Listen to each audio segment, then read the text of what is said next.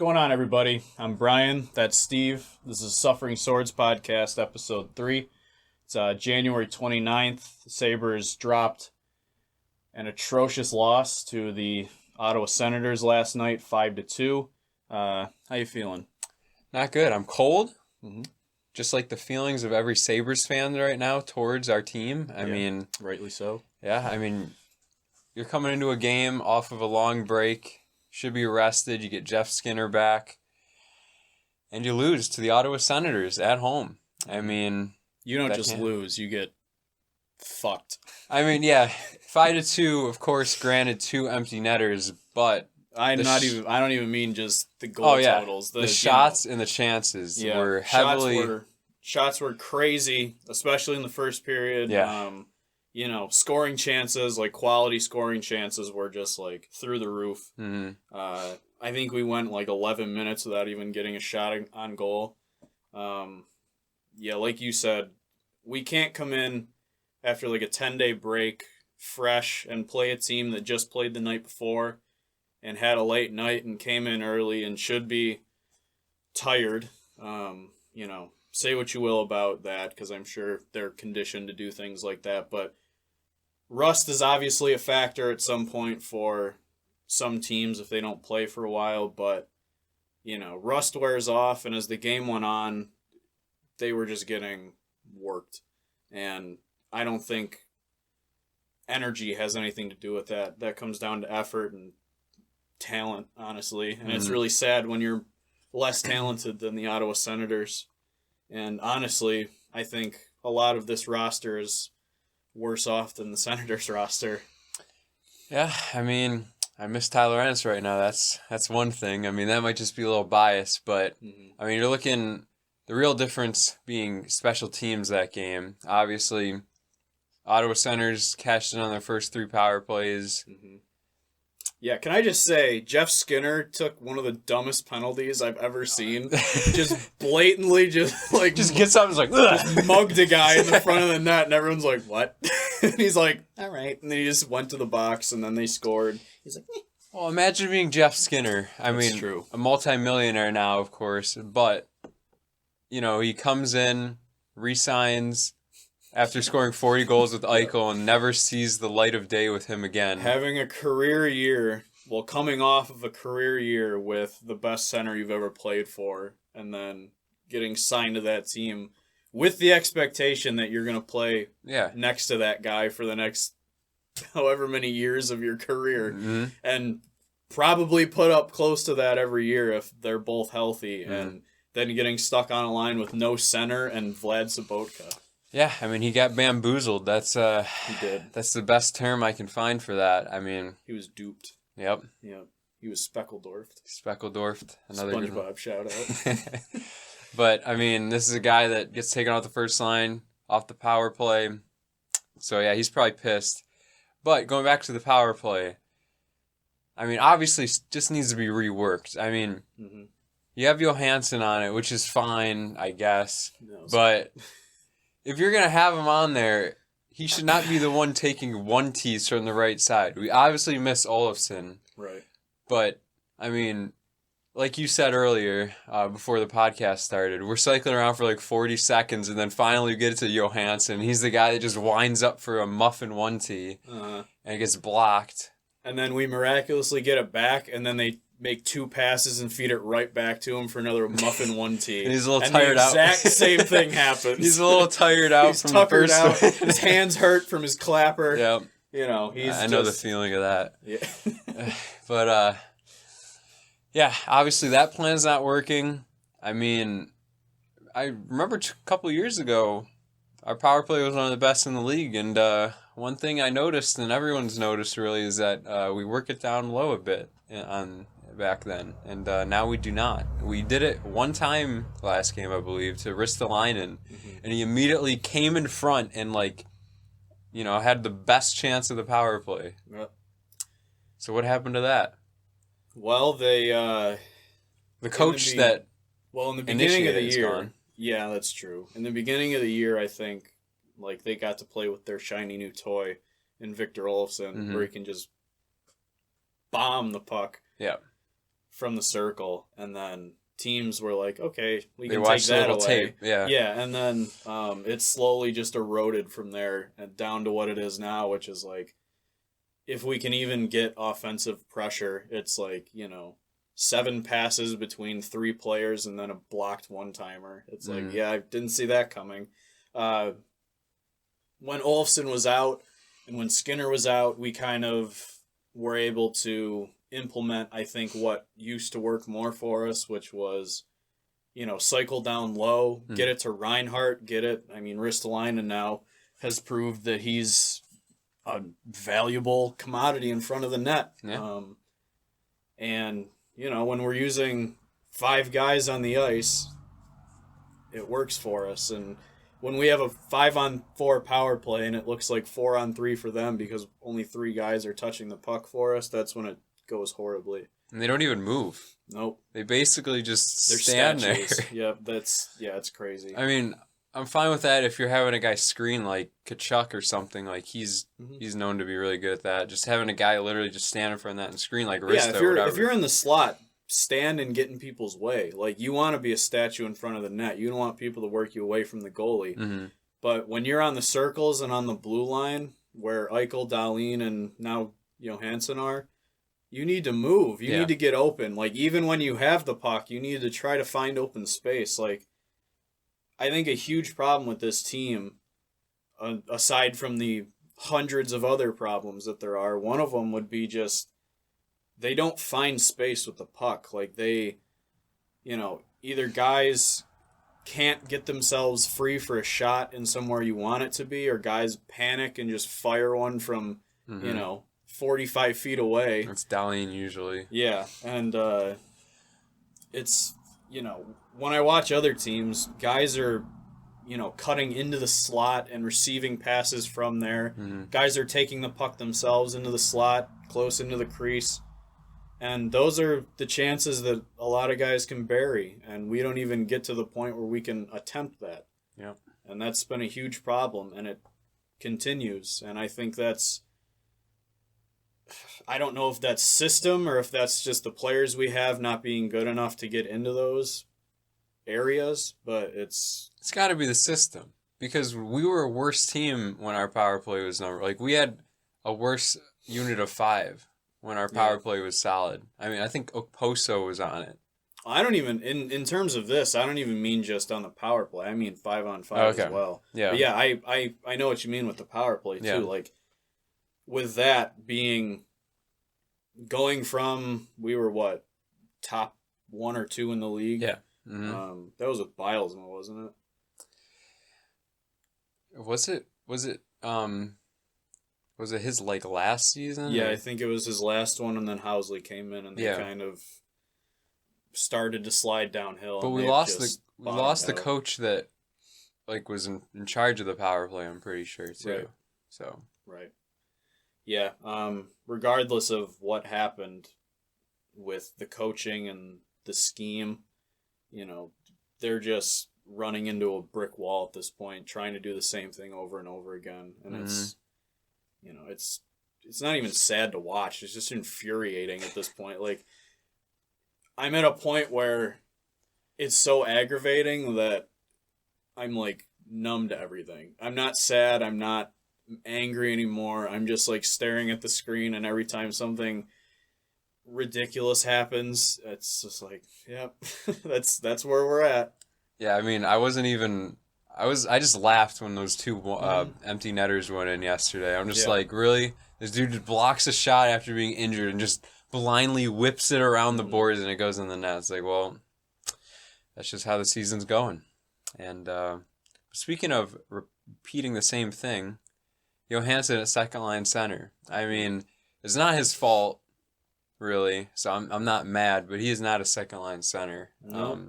I mean, you could see when he came in, looking at his past performance, he was a much better winger than he is a center, and that's been everywhere he's been.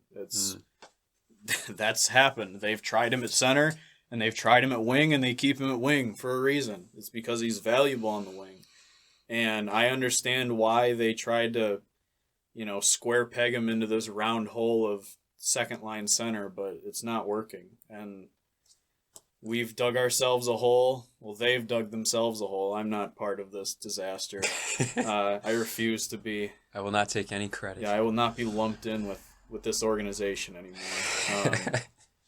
But yeah, we've dug ourselves a hole, and there's no end in sight. I mean, Cousins maybe, but my biggest problem is whenever I hear the GM talk, it's like, how are we going to get better?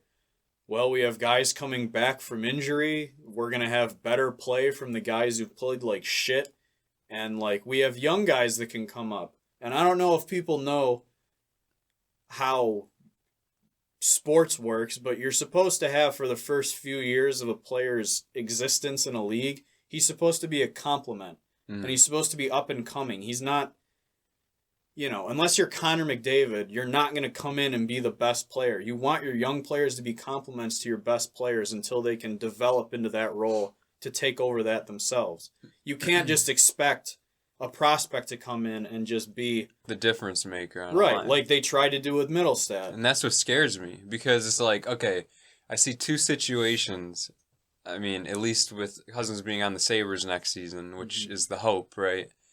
I mean, he comes in and he plays that second line role, and we get flashbacks of Middlestat, right? I mean, he's going to need compliments with him. I mean, you're looking like he's going to have Skinner with him and whoever else on the wing. Well, are you expecting him to come in and play second line minutes? Exactly, yeah. So, but then my other scare is well, it depends, because you can give it a test drive. You can see how it goes in a couple games, and if it doesn't work, then you lower his role. It doesn't have to be a whole season commitment once you start that. Well, right, but then you have to think about like, there's always the balance of like, where do we start the guy to begin with? Like, I don't want him to come in and be a second line center the first game next year. Well, yeah, you test it in preseason. Give him a good amount of time in the preseason. Right, but even still in preseason, you're not gonna learn nearly enough. Like I want him ideally to start as like a third line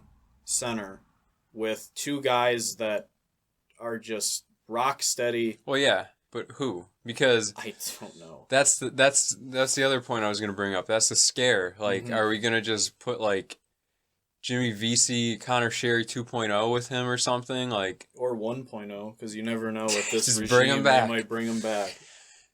I mean, yeah, that's another conversation, but I mean, yeah, you don't want him coming in and being Grigorenko'd, playing 10 minutes with bums, and you also don't want him to be put in a role that he can't fulfill yet, and it's not even his fault. He's just, trying to transition. There's the Grigorenko fourth line, no minutes, and there's the Casey Middlestat thrown into the fire that he's not ready for. The good thing with that second and fourth line is there's a third line in the middle. True. And I think that's a healthy way to start someone with the career trajectory that Dylan Cousins has right now, because he looks like a very good, pretty much sure thing prospect that's going to make a difference on your NHL team. Well, it's a weird thought, though, because when's the last time we've had like 3 working lines? Since before this GM took over. Yeah, exactly. So it's been a while, and I'm sure fans are just like not even sure if it could work. Like, we need the depth. I mean, when you look at it, we have, like, on paper, I like the direction. Well, there isn't really a direction, but I like where we're headed in terms of next year with just our center group. Yeah. Where we have Eichel and then Cousins and Middlestat somewhere in there, and then hopefully, this is probably a little controversial, but I like Johan Larsson. And I don't know if he'll even want to be back, because I would be out of here as soon as possible if I was able to at all, if I was a player on this team. But I hope that they bring him back, because I think the role that he plays it suits him well, and he's really impactful in what he does.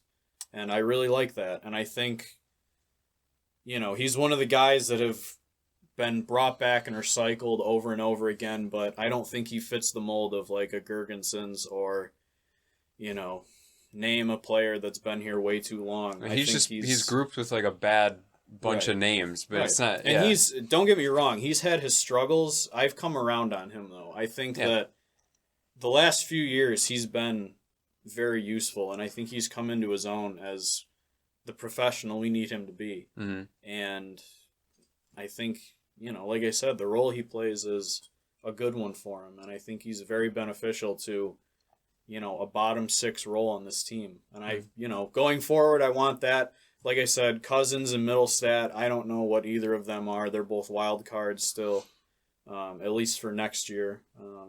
We'll probably see Middlestat up later on this year, but maybe. Yeah, in terms of that, I would obviously like to see them bring in another center from somewhere, but the likelihood of that happening is, with this GM, nothing. So that's all I have to say. I like going forward, having two young guys, one of the best in the league, and then a lockdown defensive guy. But who knows what that's going to turn into? It could all change.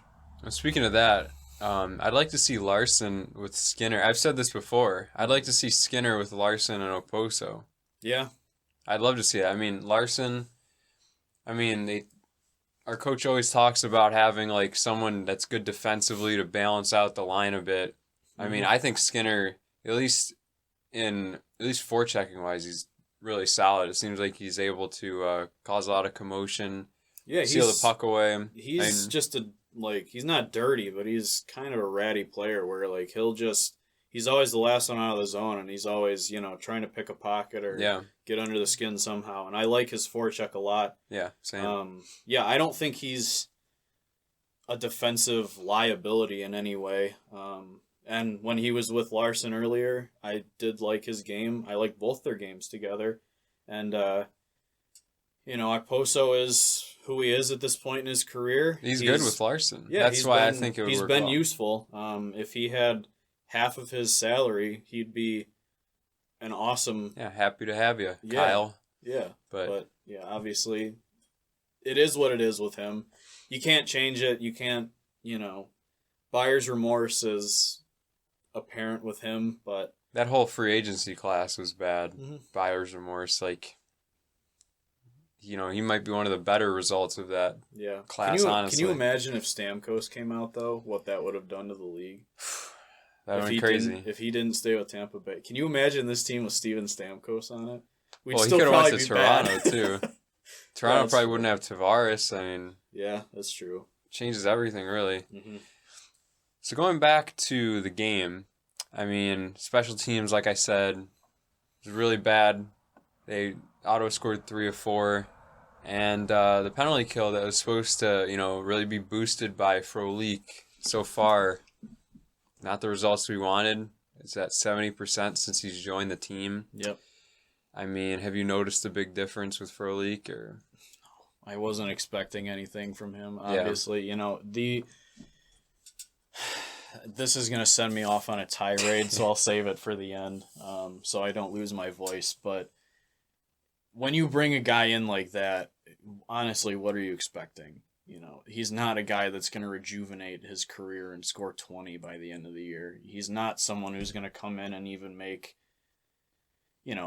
at the end of the day, he was a hardworking third line power forward type grinder kind of guy who apparently was good on the penalty kill and who, that's pretty much all. He's not, I guess he's better than what we've had, which isn't hard at all, but, you can't bring someone in like that and expect much, and I've gotten what I've expected from him. And the penalty kill obviously should not live and die on Michael Frolik's shoulders. That's a whole problem in itself that has been a nightmare this year. All of special teams has been a disaster. I don't know if that's, I don't know all the inner machinations of how the Sabres management is run with, special teams coaches and who does what, but holy shit, if there's someone running special teams this year, he needs to be on the street tonight. Yeah, and I don't understand. under Housley, that was one of the things that seemed to go pretty well. Like, at least a penalty kill was pretty solid. And, yeah, just a 360 is one of the worst in the league this year. How can that be, though? I don't... It doesn't make sense. It doesn't make sense that you can have that drastic of a change having basically the exact same roster. Yeah, I know. Because you can't... You're basically just, like, playing a box and just, like, don't allow cross creases. And we saw... Who was wide open yesterday? Was it Ennis? When he got his goal? Yeah. He was the only one on the whole half of the ice. And it's because like, who the hell's over there covering? He moved, by the way. You know, who would have thought if you move on the power play and slip behind someone, you could get open? Yeah, I know. I didn't think so this year. I thought it was like offsides in soccer where you couldn't like be in front of the person. Yeah, I thought it was a new rule with how the Sabres are doing their power play. Yeah, but that's, you know, I've heard that they're built to, you know, contain the puck to one side of the ice and don't allow cross ice passes, and well, there's a little kink in that armor with last night. I know he's a small guy, but you can't lose him like that. You know, he doesn't really blend in that well. He's low to the ice, but you gotta look down once in a while for him.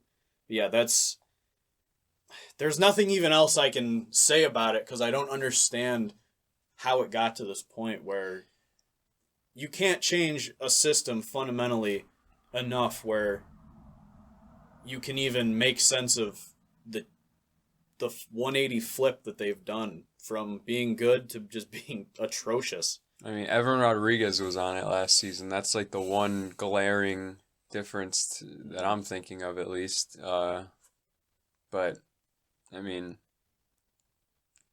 play 7 D-men, so... Yeah, we're both just dumbfounded by this. It just doesn't make any sense. And yeah, again, there's gonna be a rant at the end of this, and 7 defensemen is gonna be in it. Okay, good. But yeah, that's nothing with the special teams makes any sense. The horrible performance dip by power play and PK is just... It's inexcusable, obviously. Mm-hmm. They need to get to the bottom of it, and they need to change whatever they need to change, but you can't continue on this year and expect anything with the results they've been getting. Yeah. Because it's just a joke. And Ullmark was an absolute workhorse, just facing shot after shot and then going on the penalty kill. Obviously, that was where he really dropped his save percentage. Yeah, you can't... I've said this 100 times, and I'll scream it from a mountaintop if I have to. Goaltending isn't the problem on this team. There have been really, really bad games, and Hutton has been atrocious, but you can't look at this team and think, like, if we had a good goalie, we'd be, like, a really good team. It's like everyone in front of him is letting the goalie down. Yeah, like, I saw a tweet today. It was like, Hasek turns 55, and if he was on the team, he would be the best goalie. It's like... No shit! But it's like, what do you like? That's not the issue. You're not watching the games if you think goaltending is the issue. You're basically just like looking at save percentage, like, well, they suck. No wonder the Sabres aren't good. Meanwhile, he's stopping like 6 cross crease, diving glove save, incredible like highlight reel stuff, and then there's like 4 more of those that get past him because no one plays defense. Yeah, and yeah, he this season, let's be honest, wasn't going anywhere. I mean, any hopes of them making a playoff push, and I say that in terms of getting near the playoffs, there's 0% chance they're making the playoffs if they continue on the trend they have. And they haven't shown anything that makes me think they can change the way they've been playing. No. Ullmark's injury, what was it, 4 to 5 weeks?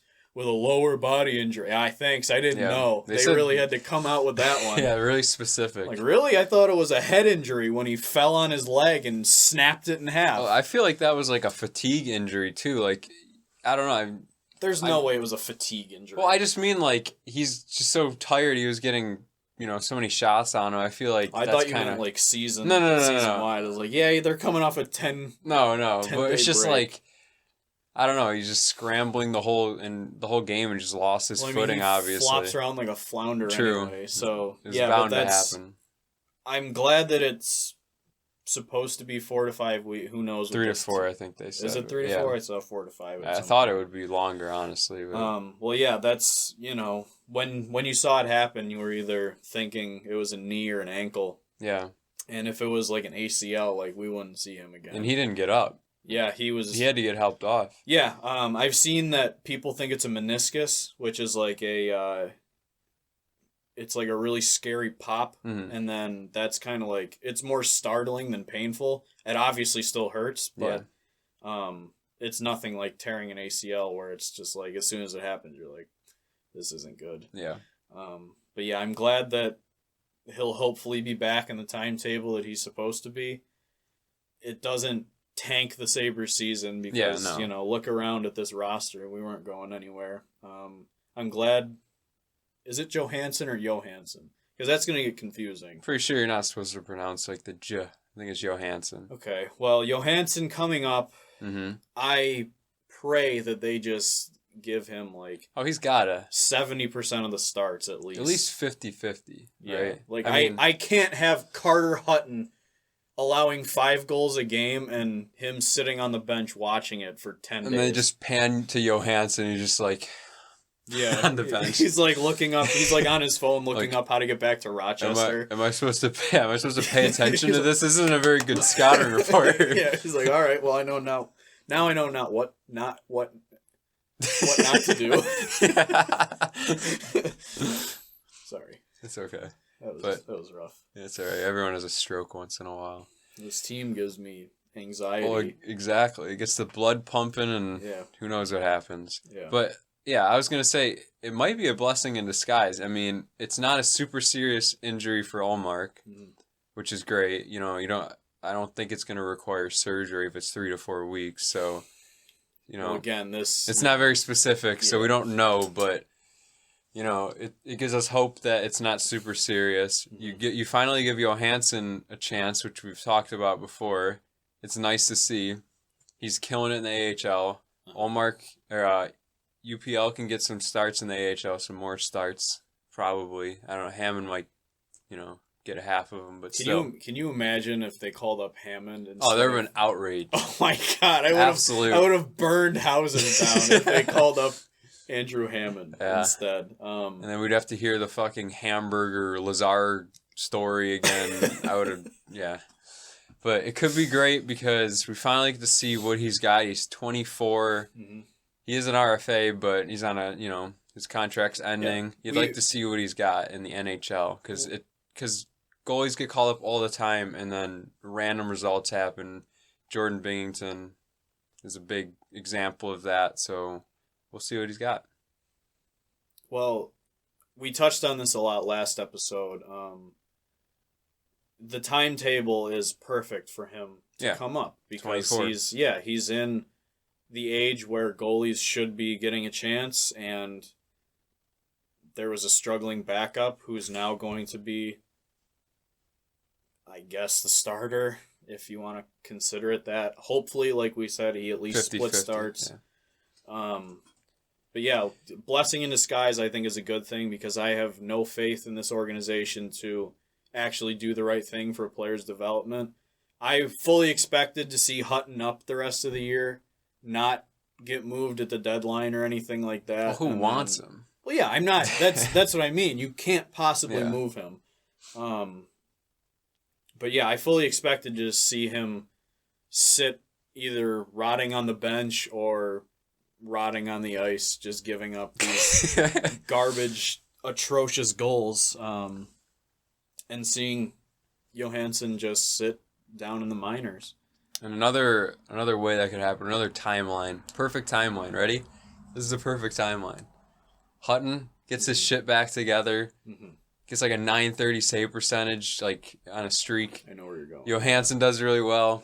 Hutton traded to some team with like a goalie injury randomly before the deadline. Trade him back to St. Louis, and then he tanks their season. And then Ryan O'Reilly says he lost his love of the game in St. Louis, and then we trade him back. And we give the same stuff. Then we give him Tage Thompson, Connor Sherry, Jimmy Vesey, Matthias Samuelsson and Okay. A little more fair now in a second, because it's going to be like their first, basically, since there was a yeah. 31st. I was going to think of like our very lowest rated prospect, but like after 4 of them, our system is so weak that they all just blend together. They're all just European guys with the same last name. Even Samuelson, even though he's American. Yeah. Yeah, but hopefully, that's best case scenario. It's not going to happen. Mm-hmm. Best case scenario for me would be Hutton turns it around to the point where he actually looks like he did on his good nights. In the start of the season. Yeah. And he just becomes average again, and then Johansson will see what he has, because, obviously he figured something out this year, because his stats are, it looks like a different guy when you look at him on paper. I'm not going to lie to you and say that I've watched many Rochester American games, but you can't. It's like not even possible. Right, I can't even find like illegal NHL streams. Or theAHL.com. Yeah, for $80 a week, you can watch one game. Only the home feed. Right, so you get to listen to Paul Ham. Is it Paul Ham? Who is it? No, Paul Hamilton does like NU or something. The other fat guy. I get him mixed up. I don't know his name. Yeah, that's but, all right. You don't need to know. Shout out to that guy. I'm sure he's listening. Yeah. He's like, oh, a new podcast.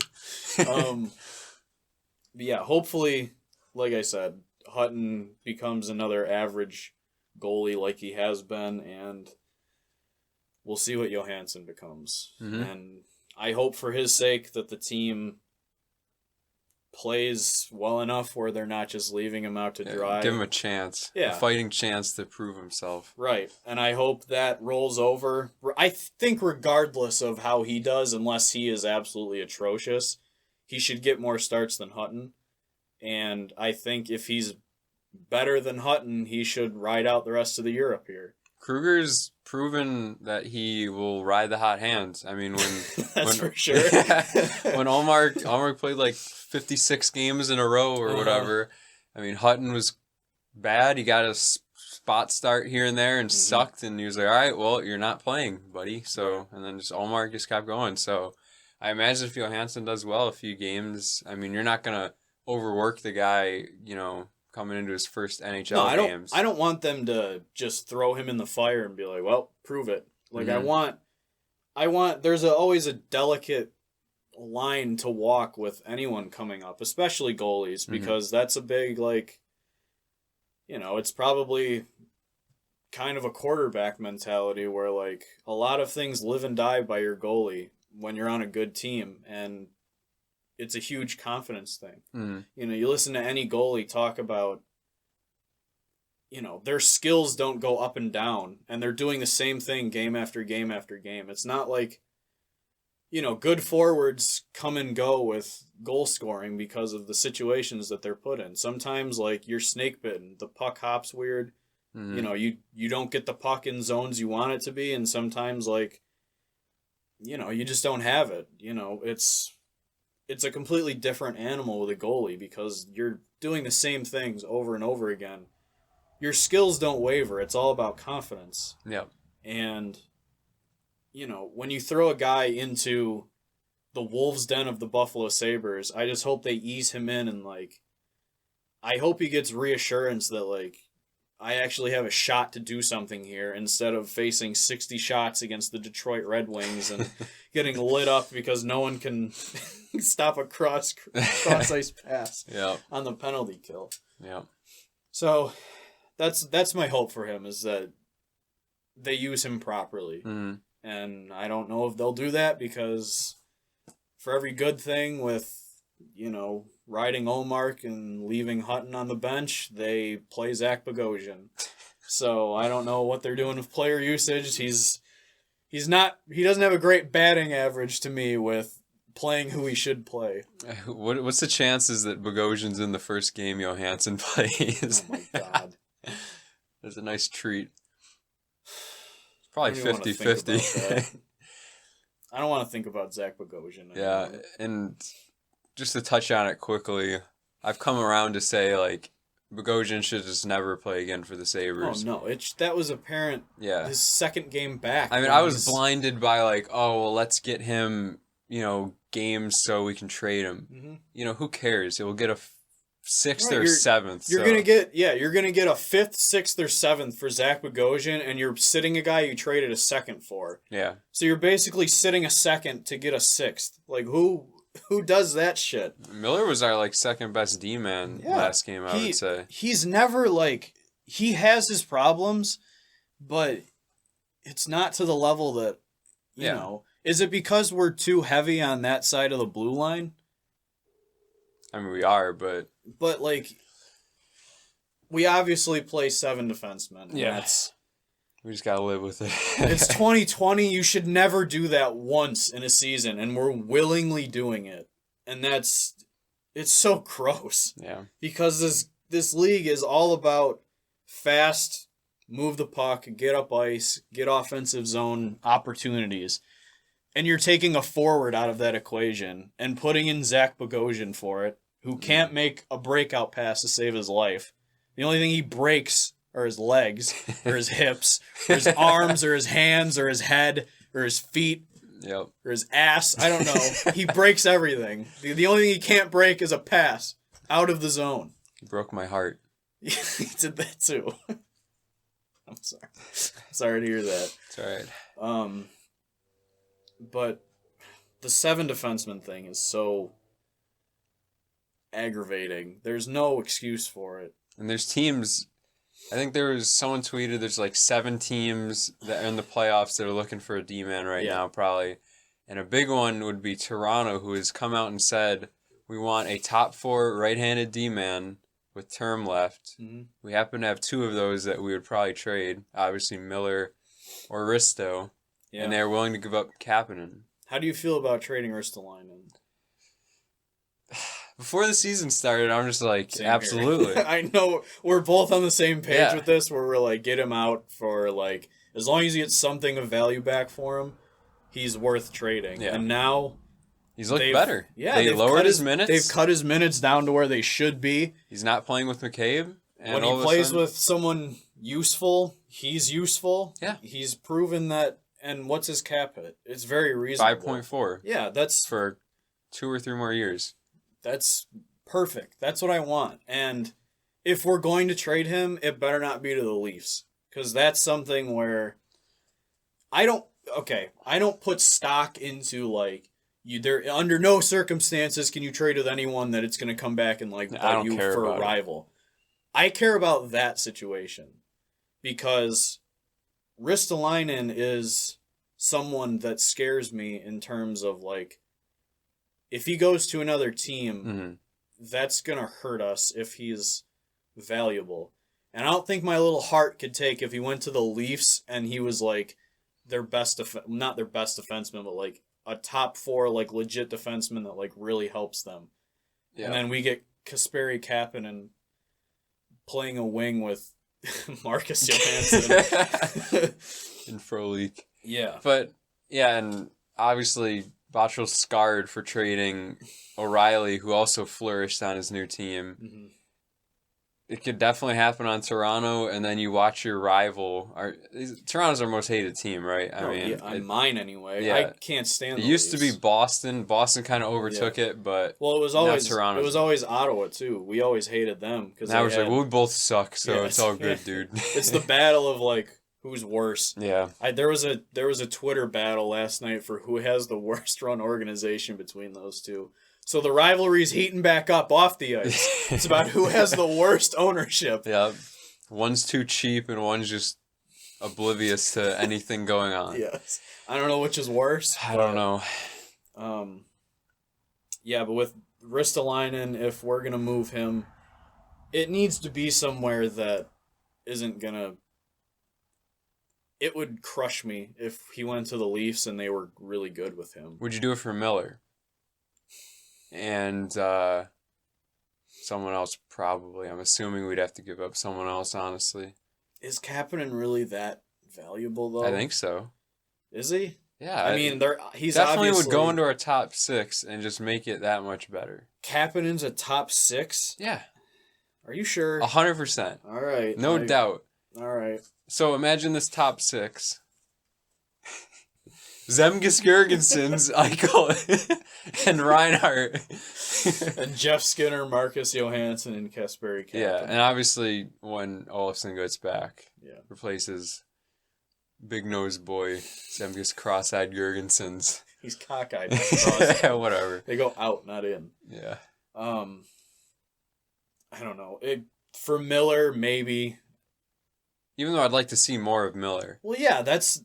But if you can trade a second and a fifth, basically, since that's what we traded for Miller, for Kapanen, you do that immediately, right? Yeah. If you want to think of it that way. way. Well, if we're not going to use him, sure. Because I'd rather have a guy that plays every game than a dude that's getting benched for lesser talent. Mm-hmm. So, yeah, I guess I'd do it. I don't know who else you would trade. I mean, who else is there? No one that they would want. Well, Montour, he's an RFA. I don't know what he's going to want. That's another discussion for another podcast probably, but all the RFA... I've started to go back on the Montour trade and realize that wasn't a very good trade. Because, I mean, I like Brandon Montour a lot. I think he's been one of our best defensemen, obviously. Okay. But you traded a first and Gooley, which he looked like something when we moved him. He's been up and down. Yeah, I mean, he has... Right, he's been rocky there, but I don't know. I don't know if you should have banked on, like, what would he be, like a B-plus prospect when he was here? Sure. In the role that he would play, where he'd be just like a puck-moving middle pair guy. Yeah. Which is kind of what Montour's been, because the lines have been so crazy with 7 defensemen. No one's getting, like, top minutes, really. Mm-hmm. And then we move a first as well. Like that. Late first. Yeah, that's true. But, I mean, it's still a first and a B prospect for a guy that's an RFA this year. And it doesn't matter. Yeah. I don't know. I think that was the right trade. I'm not really gonna. I'm not mad at it, but like when it happened, I was like, this is awesome for us. And then looking back on it, I mean, it's probably just because I'm so cynical at this point of this organization. Yeah. But I don't blame you. Yeah, I'm second guessing everything, and that's something I went back and looked at. Like, we probably would have drafted another defenseman anyway with that. So, fuck it, I guess. Montour, here we are. But yeah, we're not moving him to the Leafs. So it's either Risto or Miller. Between those two, absolutely Miller over Risto. Saying that last offseason, I would have punched myself in the face hearing that. But he's proven that he's in a good spot right now. And he's very valuable. And he's... good financially for this team. But what if Risto doubles down on his trade request that did or didn't happen in the offseason? Does that even matter? I mean, I don't know.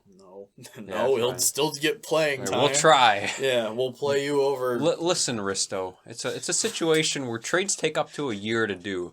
It's a situation where, situationally, we want to be in a situation where this situation could become a different situation. Yeah, absolutely. Yeah, but he, I don't know. He still worries me because there's always the chance that the Risto from 2 years ago comes back and he becomes a muscle-bound bonehead who is strong and, like, shows flashes of insane skill and plays a great game, and then other games he just looks like a complete muppet and he's just brainless. Yeah. But he hasn't done that, so hopefully keep him on this path. And yeah, Miller over Risto if we're trading him for Kapanen. Right. All day. If they would take it, obviously. That's assuming they would. Yeah. And I'm assuming we would have to throw in hopefully a defensive prospect. Samuelson. Go ahead. Probably. Yeah. Everyone on Sabres Twitter wants him gone. Mm-hmm. which is probably fair because he's not really the type of D-man that you want right now. And No, didn't look great in juniors. Yeah, the league is evolving into fast, smaller guys that can, like I said, get the puck up ice. That's the name of the game, and he isn't a great skater, and he's not a good puck mover. So that's not anyone that I want. Yeah. You know, if this was 1995, I'd be excited for Matthias Samuelsson. But yeah, no, I'm ready to. As soon as you get an offer that is of value, just do it. Be like, yeah, we can throw in a guy, and then, well, who do you have in mind? Well, I haven't been thinking of trading him for the past fucking 2 seasons. Right. Since we drafted we might him. be able to give up Samuelsson. See, if you throw something else in, we might be able to part with Matthias Samuelsson. Yeah. Like, oh, shit, all right. Okay. Hey, welcome to the Chicago Blackhawks, Matthias Samuelsson, because they seem to make great moves, too. So what do you make of this quote? And we're prepared. So Ralph Kruger yesterday said, "We're excited to work with that roster. It's our job to work with that roster. We enjoy working with these guys. It's up to management to look at the bigger picture." When obviously questioned about, his whole situation. Well, hopefully he's calling out Jason Botterill to actually do something. I'm sure he's been bombarded since he got here with all sorts of, not slander, but like, I'm sure he's been on the front lines of hearing all of our repercussions toward. Well, if he's going to bars like he was before he started, he might be jumped. He needs like a security detail or something. But maybe, yeah. He does have the drunk guy nose. It's like he looks like a guy that like goes and drinks after. Yeah, by himself probably. Yeah. He's like, I used to have hair. Yeah. And then he's watching highlights and he's like, he has to leave. Yep. Yeah. But I don't know. That's hopefully calling out Jason Botterill. I didn't listen to the interview. I don't really care enough to at this point. I really don't. Like, this team has just killed my soul. I hope he's calling him out, and I hope he says things like this directly to him, and I hope they have like an open door between them where like. Well, I think there is an open door, but I don't think Ralph Kruger is gonna just take a shot. Maybe he's finally getting rid of some of the blame on his shoulders because he's kind of. How much is there though? Really, like I really haven't, aside from like trolls on Twitter and like just stupid people in general that you shouldn't listen to begin with because all their takes are hot garbage. Yeah, like that Dylan Cousins cousin, Dylan Cousins loser. That dude's a douchebag. So sick of him. Yeah, me too. Keeps ratioing the Sabres Twitter account. I'm going to message him and he's going to kill himself in my bed. Oh, shit. I can't remember what. Are you hungry or something? Your stomach is rumbling. Yeah, I ate like a big sub for like brunch. Where was brunch, it from? Wegmans. I'm a big sub guy. Yeah. Wegmans chicken finger sub. I'm not a big chicken finger sub guy. Wegmans, like. And so many cars keep coming by and fucking Connor Gray revving, so it's pissing me off. So aside from the usual suspects who just always have a problem with everything, I really haven't seen much anger toward him. Yeah. You know, there's been the occasional, like, fire Kruger here and there, but, like... Yeah, it's mostly fire Botterill. Yeah, but 100%. Those are, like... I'm pretty sure, like, most of those people are just, like, out here memeing, like, you know.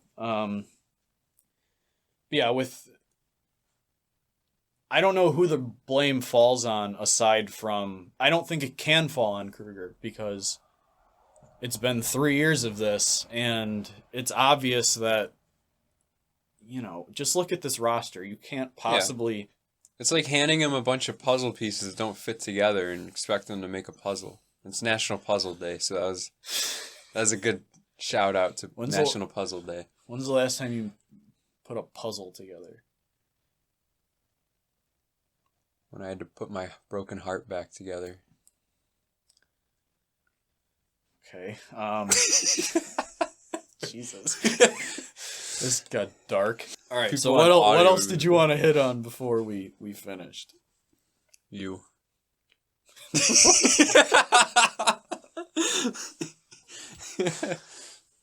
All right, go on your fucking tirade. I want to, what else did you have to say? I got to work into it, Did you have anything else? I'm just looking forward to Johansson. Honestly, I'm finding all the bright fucking spots I can find, and right now, Johansson coming in, Skinner being back and getting a small amount of time with Eichel. Are you really still grasping at like positive straws, or Yeah, really? You're not just done? because even when we lose, I look at the positive like, well, That's where we differ because I can't. another lottery pick, baby. That's what I'm looking at. I can't go through another. It can't happen. It can't happen that we're at the bottom and fiending for a lottery pick again at the end of January. Well, it might. It can't. Or else something needs to change. Something obviously needs to change. Ray Sherrill's looking for a job. Yeah, I guess. Ray, come on down, because I can't do it anymore if this is the position that we're gonna be in. Where are we at? 55 minutes. All right. Thanks for sticking with us. It's probably like 30 minutes because we've had to cut so much random bullshit that we've talked about. Going off on Wegman sub tirades in our commercial breaks. Yep. But yeah, before we end this, do you have anything else to add? It's all yours. Okay, thanks. Yep. I'm gonna back this up a bit. So I just wanted to kind of vent my frustrations and just put them out into the world. I can't hold on to this negative energy anymore. Watching this hockey team, for many people, is really like what you look forward to. At least it is for me. When you're living in Buffalo, for most people that are sports fans, it comes first. Whether that's the Bills, whether that's the Sabres, it doesn't matter. And this team, from ownership to management, down to the players themselves, have taken so much of the enjoyment out of watching games that it doesn't even feel like the same team anymore. And that's the worst part of this, is because it used to be such like a high point of my day where I'd come home and I would basically just waste time until the game started. Like, I looked forward to every game.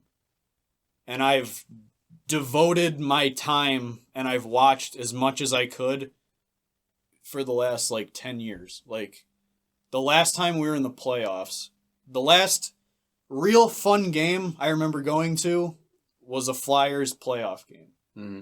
So, and since then, I've been on the ride of the drop, the slow climb back up, and then the hill after hill of thinking we'll be good and then just dropping.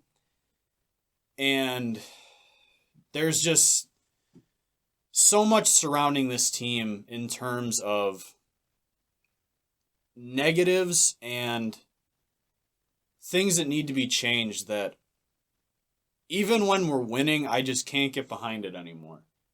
It's really this year and last year, since the winning streak and that drop and nothing changing, it has killed me inside to hockey. And that's not even a joke. That sounds that just sounds overdramatic, but every single person that I talk to don't care anymore. And the fact that we're in this position in this market where sports is just so over the top enjoyable for everyone is unbelievable. And it's sickening, and whatever needs to change needs to happen, because I keep saying this, but they've literally killed hockey for a lot of people. And they've taken devoted people and made them not care anymore. And that's what they've done to me. And I don't care anymore.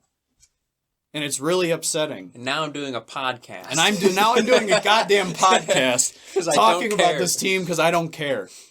But like, you know, I obviously mean that in terms of even when they're winning, I don't have faith that they're going to move forward anymore. You know what I mean? Yeah, I mean, we've been kind of tricked a few times here with these winning streaks, so I don't blame it. Like, even when they're winning, it's just directionless, and I don't know how it got to this point, but something obviously needs to be done. Like, the Pagulas need to pay attention to your team. You need to make winning a priority, and you need to make this team a priority again, because they've been put on the back burner, and we've been put on the back burner. And, you know, this team went from, I can't remember exactly, but like, before this decade happened, we were one of the more successful teams in terms of like playoff berths for the amount of time we've been around. Like, I think it was like 75%. Yeah, we made the playoffs a lot more than we missed. And like, even with Tom Golisano and like whatever came before him was like, obviously the Pagulas are in a position now where they can make this, at least from a monetary standpoint, the most useful years for the Sabres, because they have so much money to dump into this team, and they're not doing it. And when you have ownership that just doesn't, they just choose not to do something that so obviously needs to be done, that's worse than not being able to do it. Like, when Golisano owned the team, there was a budget, and like, that was it. Mm-hmm. And you didn't like it, but you had to accept it. But now we're stuck in limbo with these two bimbos up in ownership. They have all the money in the world, and they said they were going to spend the money to make this team what it needs to be, and they haven't done it yet. And there's changes that need to be made, and they're not making them. And continuity is like a buzzword now, because like, we can't keep having guys in and out of here. That's not how you win. And you can't win in an organization that doesn't have continuity. Well, when the continuity doesn't get you anywhere, you need to move on. Continuity is only good when it's positive. You can't have someone dragging the team down like our GM has been and keep him and just expect it to get better, because that's what continuity gets you. Positive continuity sends you in the right direction. Negative continuity sends you into the ground. And you can't do anything about it until you make changes. And there's no changes being made. Whether that falls on his shoulders too. While he's here, he has to make changes. You look at a roster that's pretty much the same as last year. All of the shit players that were on last year's roster that directly led to the rise to the top of the league and then a plummet back to the bottom. Everyone is still here except Jason Pominville. And then you make a Michael Frolik trade and you send out Marco Scandella, and that's the only changes you make. That's unacceptable. And I'm sick of it. I'm sick of having Zach Bogosian in the lineup. I'm sick of having guys request a trade, not get moved, and then get put in the lineup over guys that actually seem like they're trying when they're here. I'm sick of player misusage. I'm sick of Jake McCabe getting more minutes than 5 other guys on the D-Corps. I'm sick of Zach Bogosian being in the D-Corps over Colin Miller. I'm sick of all this bullshit that people that don't know how to run a team are allowing to happen. And I can't do it anymore. What am I missing that, like, people are still supporting the Pagulas and they're still supporting Jason Bottrill? The Pagulas bought the team. That's not good enough anymore. It needs to be more than that. They took one step. They need to take 10 more in order to get to the point we need to be at. You can't just buy the team and let it rot. You might as well not have bought the team then. If you're not going to do anything with the organization, you should not own the organization. And if you do own the organization and not do anything about it, you should hire people that will take care of it. And they're not doing any of it. And they're not making moves with your GM who's not doing anything. You brought in a coach who has been out of the league for however long, and let's be honest, some of his things are dated. Nothing's being fixed. There's no communication, it seems, between the fans and the ownership, and the ownership and the management, and the management and the coaching, that seems like they're all on different pages. And I can't do it anymore. I need someone to take charge and make changes. I can't have 11 forwards, 7 defensemen anymore. I can't have that. It's 2020. You should never have that. It can't happen. I need my general manager to look at this roster, see the 6 shitty players on it, and get rid of them and bring in new guys. You can't just recycle the same old shit. You can't just recycle the same old building. You can't just recycle the same old fucking schemes and expect something else to happen. This is just turning your fucking tires in mud and not going anywhere, and then ignoring the fact that you're not going anywhere. And I'm done with it. Something needs to change. And if it's the ownership, so be it. If it's the ownership making changes to the general manager, so be it. If the coach needs to go, I like him, so be it. I don't care anymore. Things need to change. I'm done being in the same place, recycling the same shit over and over again. There needs to be change. And I'm done. That's all I got to say. All right. We're going to wrap it up. Thanks for watching. If you enjoyed it, what are you doing with your life? Please, show some people. Spread the word. Write some reviews. I don't think we have any reviews yet on our podcast. No, I think we've gotten like 1 like. Which was like, thanks, shout out to whoever that was. Yeah. We definitely gotta, get the word spread out more ourselves, but we'd appreciate if you guys helped out with that. Yeah. Subscribe on YouTube. We're still trying to pump out the videos, hopefully some more clips and things like that soon. But yeah, hopefully you guys enjoyed. I think the neighbors might have called the cops for domestic problem, so we're gonna have to just hurry up and get out of here. I'm going to have to flee. Yeah. But thanks for watching, and see you next time. See ya.